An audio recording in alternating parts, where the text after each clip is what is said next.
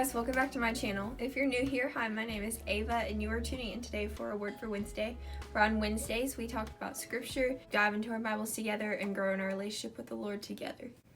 As y'all know that I've talked about in previous videos, if you are familiar with my channel and me, you know that I deal with some physical ailments, and that's kind of like what I'm going to be touching on in today because of the scripture that I'm going to be reading, and just like kind of going along with my story as well. And for me, that is just like mainly honestly fibromyalgia, physical pain, but also like this could also touch on anxiety and depression and things like that we just feel like can't really feeling like we can't really get through certain days because it can be really hard. And so what I'm going to be reading from is 2 Corinthians 12, talking about the thorn that Paul has.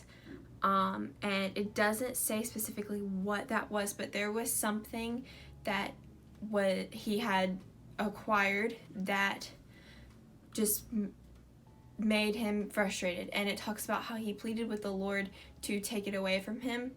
But the things that he learned through dealing with those worldly things that had happened to him, and God just allowed into his life, and the important lesson that he learned from that. So that's what we're going to be talking about today. And I'm going to go ahead and read. It's 2 Corinthians 12, 8 through 10. And it says, 3 times I pleaded with the Lord about this, that it should leave me. But he said to me, my grace is sufficient with you, for my power is made perfect in weakness.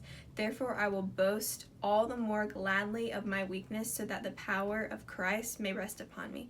For the sake of Christ, then, I am content with my weakness, insults, hardship, persecution, calamities. For when I am weak, then I am strong. I'm not sure if I pronounce the word correctly, but I just go ahead and say it. So the first verse talking about there's a thing that we do at our church where it's scripture, observation, application, and prayer. So just like reading the scripture first and then observing like what's going on in it, and then application being like, okay, like how does this apply to me?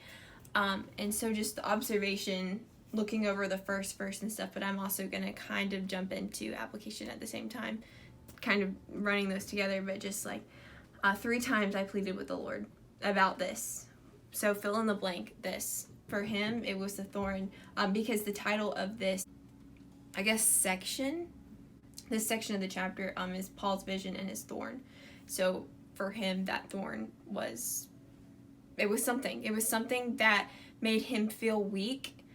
So fill in the blank, but that might be for you. And for me, just honestly just filling in fibromyalgia, because it's something that literally physically makes me feel weak, and feeling like I can't even get through certain days. And it says that he pleaded with the Lord many times that it should leave him. But it said that the Lord said to him, my grace is sufficient for you. My power is made perfect in weakness.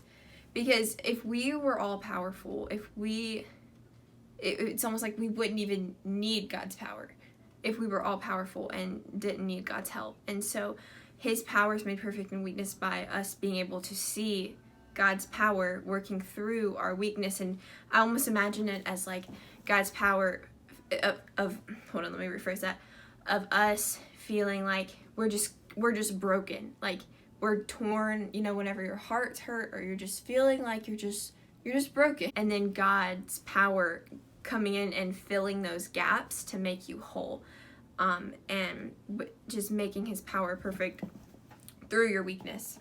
And so knowing that should give you, and it says that Paul felt the same way, therefore I will boast all the more gladly of my weakness, because that should encourage us, like God coming and filling those gaps in your life, giving you strength when you need strength, when your mind literally feels no strength, only relying on God's strength to be able to fulfill you, and acknowledging the fact that God is there to help you and wanting to strengthen you. And so that should therefore make you want to boast all the more gladly in your weakness, because it's like, I'm feeling this way, but I have a God who is strong and who makes me strong through my weakness. and who is right by my side this whole time. And so forever, or whatever that is for you, looking at it from God's perspective and just feeling glad, like, then that shouldn't make you just want to dwell in your sadness when God is right there wanting to work through your weakness.